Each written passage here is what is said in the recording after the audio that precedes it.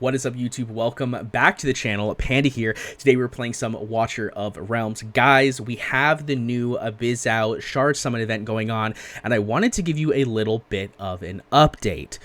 Let's dive right in.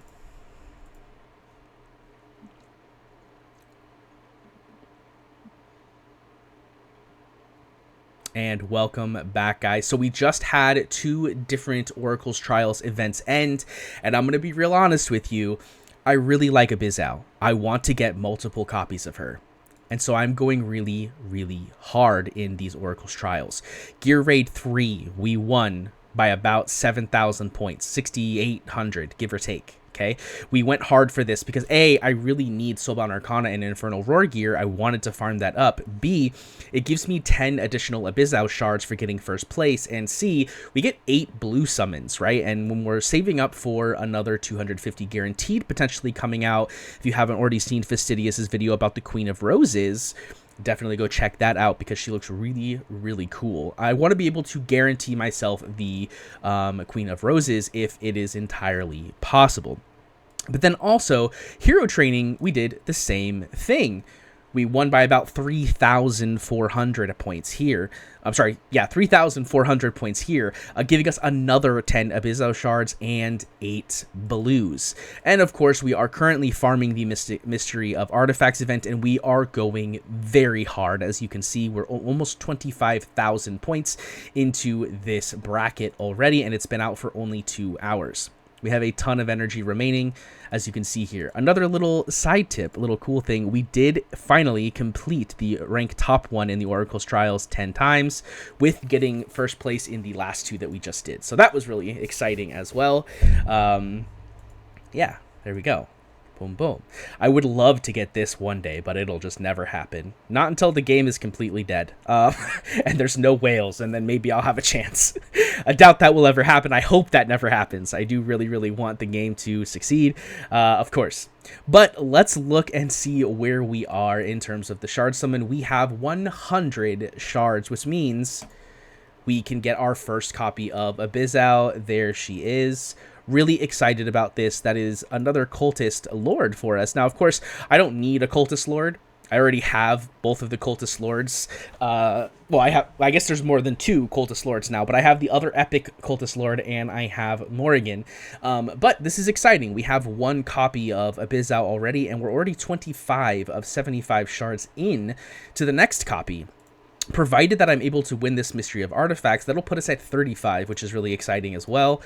And we come over here to events, and we still need to do this, which I've been slacking on my arena. I need to get through this. But we also have already maxed out the Brave Conquest that's here already. So we've gotten those 5 shards as well. We also have the Corridor of Glory that's coming up, so we'll be doing a bunch of leveling and pushing because we have the brand new Immortal Codex that's coming out. And Tales of the Smith, we've got some pretty decent amount of gold, about almost 20 million, so we should be able to get some pretty good progression in that event pretty quickly. But let's go take a look at, here, we'll do it like this. We'll go take a look at our cultists and find our brand new cultist, Abyzou. So here she is. We're not going to level her up or build her up right now because, again, we have the event that's coming and I don't want to waste my mats on her now when I can double dip later, especially since I'm not going to use her anytime soon, right? She is someone that I want to have access to because she has a very interesting skill kit, in my personal opinion. I think she's really good for Gear Raid 1 and maybe in other places as well. We, of course, have the same Lord skill that, what's her face, Aeon has, right? But she has a completely different kit, right? Her basic is AoE up to 5 enemies. Her passive here is when the hero has Psyche Force and hits an enemy with a basic attack, it generates a ground effect AoE. Which deals some decent damage. And then her ultimate deals 100% damage 3 times to up to 10 enemies in range. Every 1 target hit grants 1 stack of Psyche Force. Now remember that this is whenever it hits an enemy with a basic attack that has Psyche Force. Her basic hits 5 enemies. We're applying 10 enemies to have Psyche Force, which is this 12-second debuff. So we're going to get quite a bit of ground AoE happening when we have her placed, because she's going to be targeting all those people, especially in places like Gear Raid 1, which could be really good. Now, I've already completed Gear Raid 1 Stage 21, so I don't need her right now, but we could end up getting future where she could be really, really good, especially because if we go look at the other cultists, right, we can use we could use Morrigan as one of our AoE units, right? She has good AoE. She's not the greatest AoE, but she's got some decent AoE. We can also get the additional 25% AoE damage from her having her on the team. And then we have people like Vierna and Reeve, who do a ton of AoE damage plus execute, right? And that's not even including people like Greed or Lasir or Kriya, right? Who have a pretty decent chunk of AoE damage. So we could theoretically just run a ton of Cultist Mages in a potential expansion of Gear Raid 1 or other content that is similar to Gear Raid 1.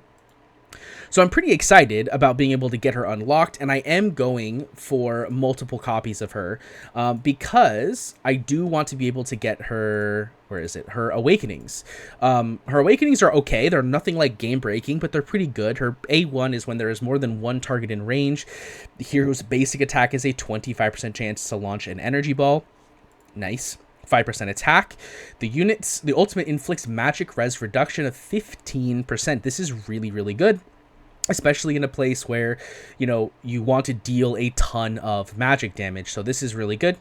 Her A4 is 8% crit rate, and then her A5 is increased damage dealt by 20% for 10 seconds when a target dies in range. This is really nice because in Gear Raid 1, you're going to have a ton of enemies, and a lot of them are going to die within her range. And so she's just going to basically have a very high uptime on that 20% extra damage. So I would like to get her to A5. Now, I do have a ton of these epic hero soul stones, so theoretically I could just get her to A5 right now, but because I want to farm these events anyways, it doesn't make sense to use them now, especially when I end up getting champions such as Jorge here, who I may want to book all the way up to A5, right? It is definitely a possibility.